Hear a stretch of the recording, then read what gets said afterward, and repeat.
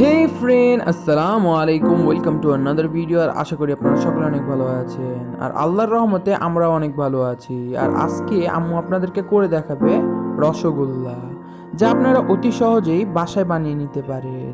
তো চলুন কথা না বাড়িয়ে দেখে নিই আজকের এই রসগোল্লার রেসিপিটি।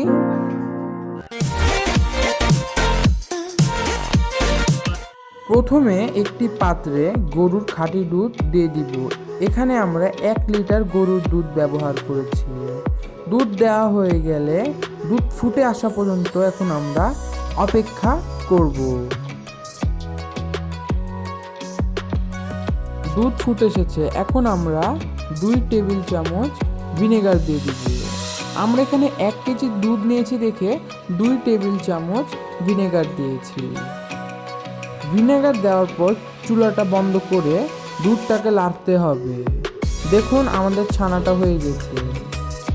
অবশ্যই চুলাটা বন্ধ করে দিতে হবে এবং বেশিক্ষণ চুলায় ফুটানো যাবে না, তাহলে এটা শক্ত হয়ে যাবে। এখন আমরা একটি পাত্রে নামিয়ে নিব। এখানে একটি বড় পাত্র নিয়েছি, পাত্রের ভিতরে আমরা এখন ঢাকা দিয়ে দিলাম। ঢাকার উপরে আমরা এখন কাপড় দিয়ে দিব। কাপড়ের উপরে আমরা যে ছানাগুলো তৈরি করে রেখেছিলাম ওই ছানাগুলো দিয়ে দিব, দিয়ে পানিগুলো ঝরিয়ে নিব। দেখুন দিয়ে দিলাম।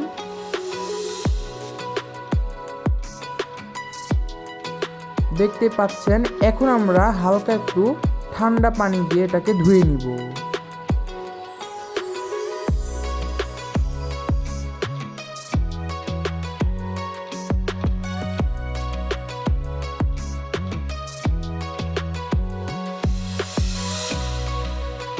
আমাদের ছানাটা একদম ভালো মতো ধোয়া হয়ে গেছে। এখন ছানার ভিতরে যে পানিগুলো আছে ওই পানিগুলো হাত দিয়ে হালকা হালকা বা আলতো আলতো করে চিপে ফেলে দিব। তারপরে এটাকে আমরা ঝুলিয়ে রাখবো 2 ঘন্টা।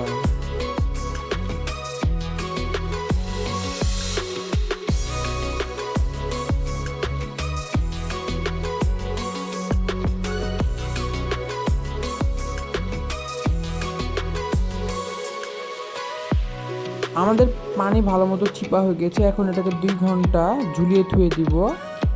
ছানা ঝুলিয়ে রেখে দিয়েছি। এখন আমরা শিরাটা তৈরি করে নিব।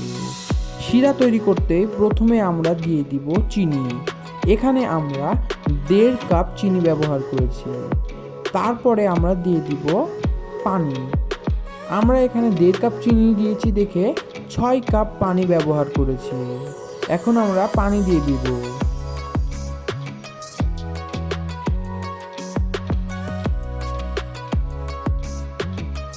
এখন শিরাটাকে হালকা একটু নাড়াচাড়া করে শিরাটাকে ফুটে আসা পর্যন্ত অপেক্ষা করব। ততক্ষণে আমরা রসগোল্লার ডোটা তৈরি করে নিব। 2 ঘন্টা পর ছানার পানিগুলো একদম ঝরে গেছে। এখন আমরা ছানাগুলো একটি পাত্রে নিয়ে নিচ্ছি। তারপরে আমরা ছানাটাকে হাত দিয়ে ভালো মতো ভেঙে নিব।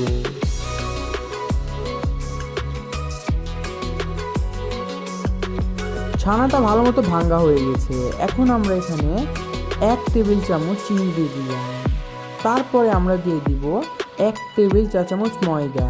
আপনারা এখানে ময়দা না ব্যবহার করে সুজিও ব্যবহার করতে পারেন, কিন্তু ময়দা ব্যবহার করলে বেশি ভালো। এখন এটাকে আমরা হাত দিয়ে ভালো মতো মথে নিব।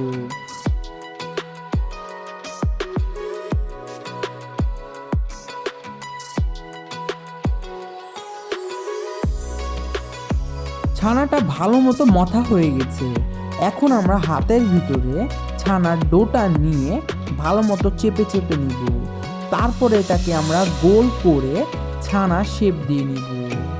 এইভাবে এখন আমরা দেখানো পদ্ধতিতে সবগুলো রসগোল্লা তৈরি করে নিব।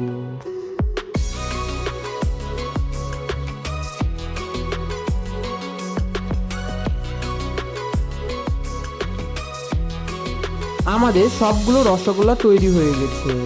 এখন আমরা শিরার ভিতরে দিয়ে দিব। শিরাটাও আমাদের ফুটে এসেছে, দেখতে পাচ্ছেন।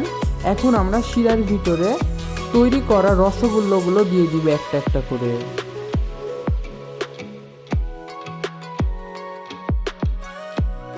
রসগোল্লাগুলো দেওয়া হয়ে গেছে। এখন আমরা ঢাকনা বন্ধ করে দিব এবং ঢাকনায় যদি কোনো ছিদ্র থাকে ছিদ্রটা বন্ধ করে দিতে হবে অবশ্যই। এখন ঢাকনা বন্ধ করে ফুটিয়ে নিব 30 মিনিট। 30 মিনিট পর চুলাটা অফ করে দিব। তারপর দেখুন আমাদের রসগোল্লাগুলো কি সুন্দর ফুলে এসেছে। এখন আমরা আবার ঢাকনা বন্ধ করে রেখে দিব 1 থেকে 2 ঘন্টা। তারপরে খাওয়ার জন্য তৈরি হয়ে যাবে আমাদের রসগোল্লাগুলো। 2 ঘন্টা পর তৈরি হয়ে গেল আমাদের রসগোল্লা। দেখুন দেখতে একদম মনে হচ্ছে দোকানের মতো, খেতেও একদম দোকানের মতো। তো আশা করি ভালো লেগেছে আমার এই রেসিপিটি। যদি ভালো লেগে থাকে তবে অবশ্যই লাইক, কমেন্ট এবং শেয়ার করে আমাদের পাশে থাকবেন এবং চ্যানেলটি যদি এখনো সাবস্ক্রাইব না করে থাকেন তবে এখনই সাবস্ক্রাইব করে দিন ও পাশে থাকা বেল আইকনটিতে ক্লিক করে অল করে দিন পরবর্তী সব ভিডিও নোটিফিকেশন পেতে। আজকে এখানে বিদায় নিচ্ছি, দেখা হবে অন্য কোনো রান্নার ভিডিওতে। সকলেই ভালো থাকবেন। আসসালামু আলাইকুম।